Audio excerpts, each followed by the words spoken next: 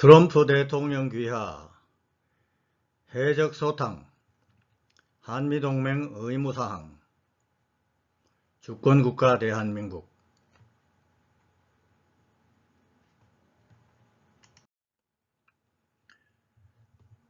도널드 트럼프 미국 대통령 귀하, 미국 워싱턴. 제목, 한미동맹 의거 해적 제거 가능합니다. 제53회 서한.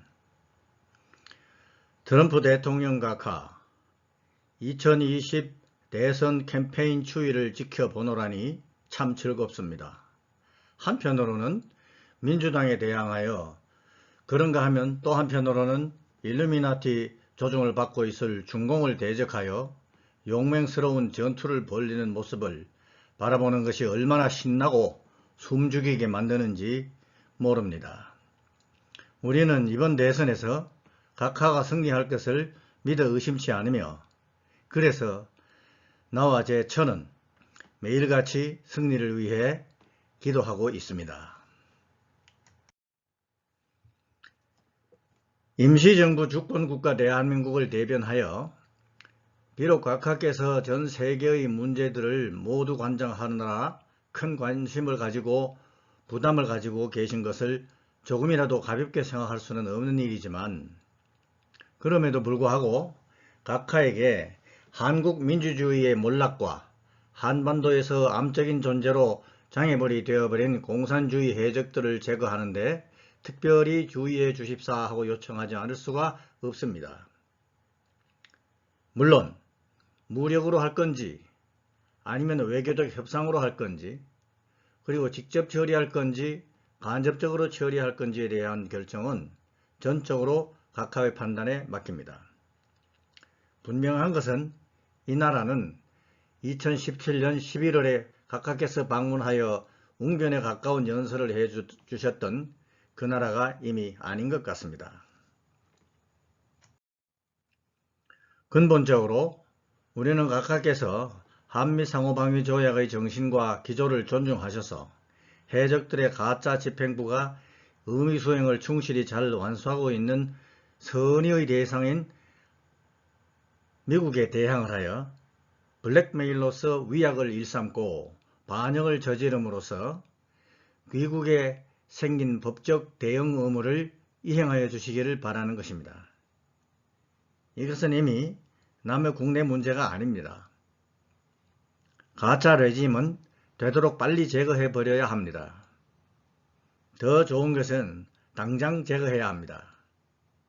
그렇게 하지 않으면 이미 멸망의 길에 들어선 중공의 조작 정치에 연루가 되어 각하 대선에 부정적 영향을 끼칠 것이며 대선 후에도 아무 문제 없을 제2차 집권의 순항에 걸림돌로 작용할 것이 틀림없어 보입니다.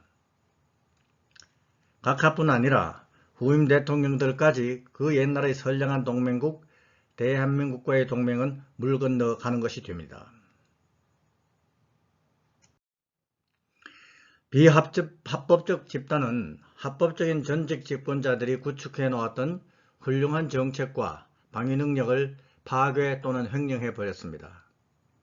국민들은 전반적으로 불법적인 탄압에 노출되어 있고 사법적 과정도 없이 자의적으로 체포되고 탄압받고 있으며 심지어 주장하는 바에 의하면 과거 저들의 반란 과정에 연루됐던 자들에 대한 암살과 학살까지 발생하고 있다 합니다. 그 장면은 곧 과거 베트남과 베네수엘라와 유사한 것입니다. 나라는 중공에 깊이 흡수당할 것 같으며 가짜 레짐은 중공이 침공하여 전 반도를 모두 점령해도 이를 오히려 환영하겠다는 태도로 행동하고 있습니다.